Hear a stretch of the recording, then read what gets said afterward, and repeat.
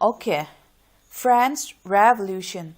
Revolution means a forcible overthrow of a government or social order.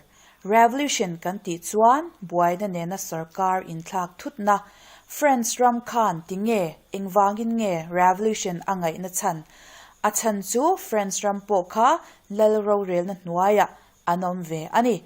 They were under the monarchical rule. Monarchy is a form of government in which a person, the monarch, is the head of state. Okay, French Revolution, it is probably the most important topics of the world history because it has influenced the modern world to a huge extent. Okay, let us begin by knowing what exactly is the French Revolution. So, the French Revolution was a 10-year period of events in France from 1789 to 1799 that leads to wide-ranging political and social change not only in France but also on the entire modern world. The 19th and 20th century had been hugely influenced by the French Revolution and its ideas. What the revolution did was it abolished the monarchy. There was a king earlier in France, so now after this revolution there was no more king. France was made a republic. Republic is a country or a nation state in which head of state is elected and is not hereditary. It means the head of state earlier was king, but now he was elected. Finally, after some years, this republic ended in dictatorship of Napoleon Bonaparte. Dictatorship kan ti chuan mani thu chau mga rorel tu. So, it started with monarchy, with king. Then it became a republic during French Revolution, and finally during the French Revolution itself, Napoleon took over France and he became a dictator. So the revolution ended up again under dictatorship. Okay, now we came to the causes of this French Revolution. There are lots and lots of theory regarding the causes of this French Revolution. Historians has given many causes. It has been studied for past 200 years. But even today, after 20 years, people are still writing books on the causes of this French Revolution. But for our purpose, to make it simple, I will divide into 4 parts, okay? Number 1, political cause. Number 2, social cause, economic cause, and then we go to intellectual cause, okay? And now, firstly, I will begin with the political causes. The ruling dynasty in France was the Bourbon dynasty. Bourbon rulers were often called as despots. What do you mean by despots? Despots is a dictator who has no power, anyone controlling him or whatsoever, no constitution, no parliament, no minister, nothing. Whatever the king wants to do, he will do. Whatever he wishes to do, he can do, and he will do it. So that is a despot, and he does not care about the people. The basic thing about despot is that they do not care about the greater growth of the society. Okay, they do not care for the welfare of the people. They only care about themselves. So this is why they were called despots. So there were 2 Bourbon kings during those period, namely Louis XIV from 1643 to 1715 and Louis XV from 1715 to 1774. Okay, They are often called as despots, for Louis XIV ruled for a long period of times from 1643 to 1715, almost 70 years. He was often called as absolute despots. No power kept him in check.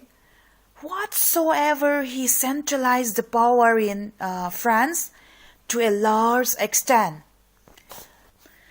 And he reduced the powers of the feudal lords. Remember, in the Middle Ages, in Europe, feudal lords had a lot of power. They owned many government, but Louis XIV centralized the power of France and he reduced the power of these feudal lords. Okay, he also fought many wars. Lots of wars was fought under Louis XIV, and he won in many of these battles, and enhancing the stage of this France. And France won a lot of battle with him. But however, in a war, what did we need in a war? Money, isn't it? Money is always required, and as money was not there, so he took loans, and due to this, France went in debt to France went into a heavy debt due to the war of this Louis XIV.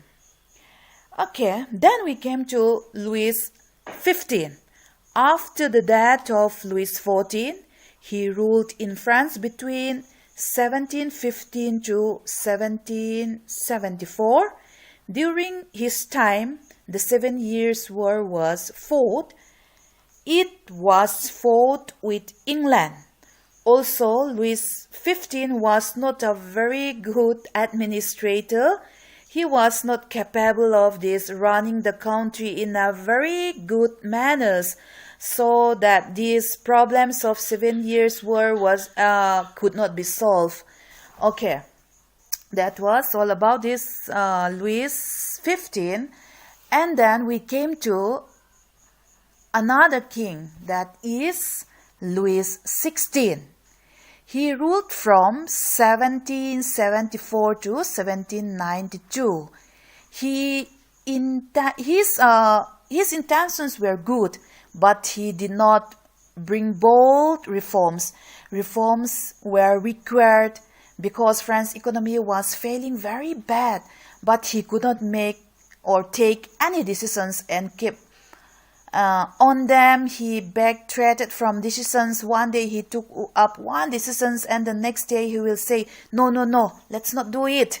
Okay, miduap vetak anido meltiro. So his personality was like that. Also, his wife, Queen Mary Antoinette, she was from Austria. She was a very bad advisor. The reason behind that, she was not in touch with the ground reality, how people lived and what are the difficulties of the people, and did not allow her husband to talk with the common people. Very bad, isn't it? Okay, on top of that, then there was a American War of Independence.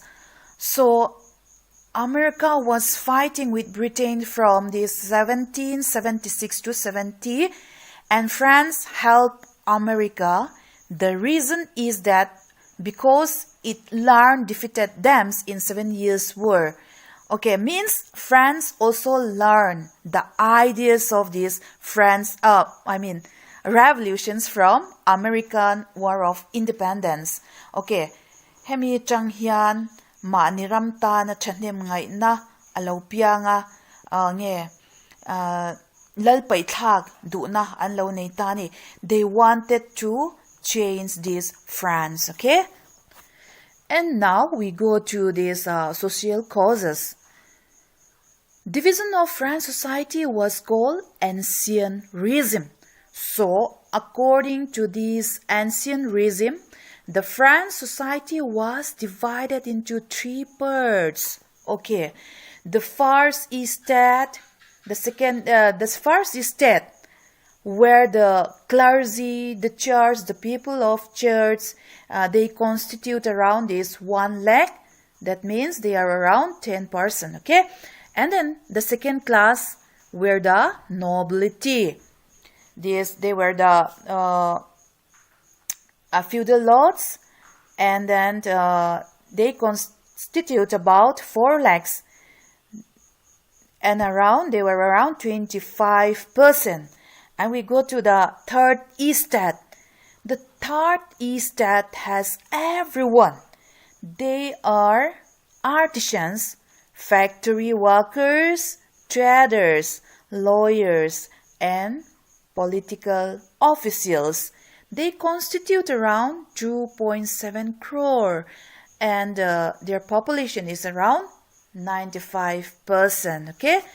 And then from these two classes, that is the first and the second estate, no taxes were paid, okay? They lead a very luxurious life, this lavish lifestyle. And then tax were paid only by the third estate. How heavy it would be, isn't it? Because most people, they were very, most people lived in a very miserable life and poor life, no political or social privileges.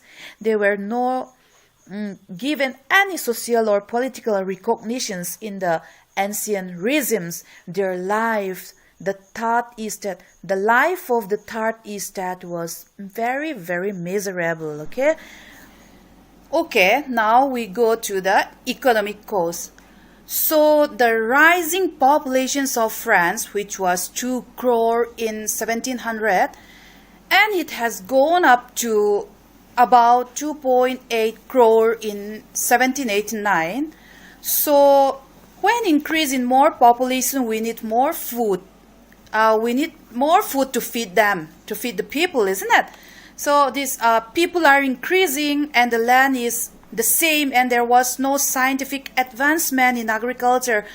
So the land is given the same amount of grains that was given in 1700.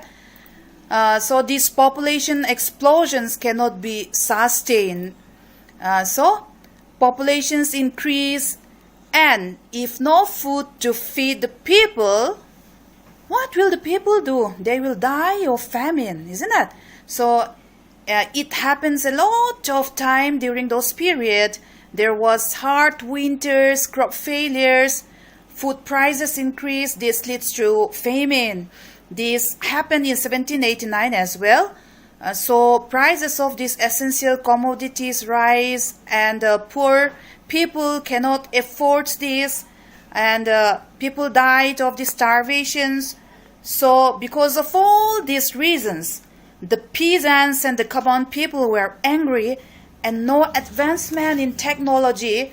Half of the total budget went to debt repayment due to 7 years war.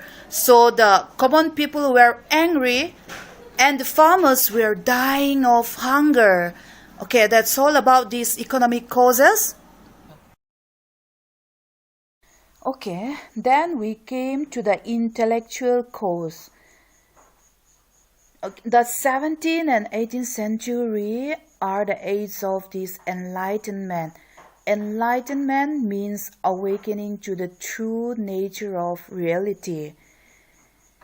Many philosophical thinkers, they started rational thinkings. They came and developed the science, the philosophy.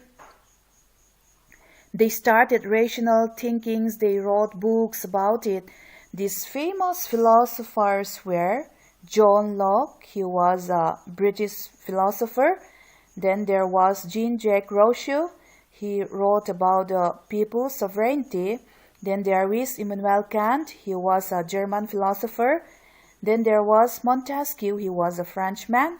He wrote about the separation of church and the state. He says that the church and the state should be completely separated.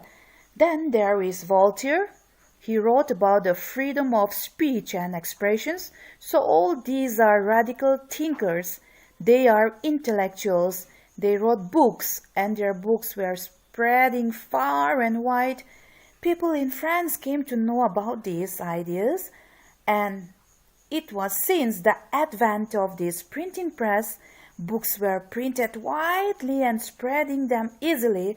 So this intellectual started to question the king's right to rule, his mandate from God, role of the Catholic Church. Okay, all this, let's see what the king says, okay? The king says that we have mandate from God, mandate from heaven. God asks to rule over this country, these nations, kingdom, or the people of this area. We have been assigned by God, so it is our duty to follow God's instruction. This is all what the king says, isn't it? Okay. But let's see what the people says, okay? But the people started to question them. Who has given you this authority? Why do you rule over us? What is the proof that God has given authority to rule over us? What is the rule of the church? And all these questions, such questions were very difficult to answer for the king, isn't it? And the church. So questions were started to get popularity among the people, by newspapers, by books of philosophers, and the saloon discussion is going on, discussing ideas. They read books, newspaper, and then they began to get consciousness, okay? Okay, lastly, let's see the timeline of this French Revolution. So, the timeline of this French Revolution goes like this. In 1789, the King of France, Louis XVI, called the Estates General. Then in 1789 to 91, the National Assembly ruled over France. In 1791 to 92, the Legislative Assembly ruled for 1 year, then it was dissolved itself 1 year. And in 1792 to 95, the National Convention was formed. This National Convention ruled for 3 years. During this time, there was 1 year that was called the Reign of Terror from 1795 to 98. Then there was Directory rule, and finally in 1799, there was a coup d'etat by Napoleon Bonaparte. And he started his military dictatorship in France. Okay. Ole khati zongka voina kan zir thai chuni se. And for your homework, I would like to give you 2 short answer. Ka explain na chang hian in lo try don ya. Oh. Okay, number 1 is who was Louis XVI ti le? And the second one is, what were the problems of the third estate? In lo try don ya. Okay. Stay home, save life, do regular physical exercise, and always keep in touch with your books.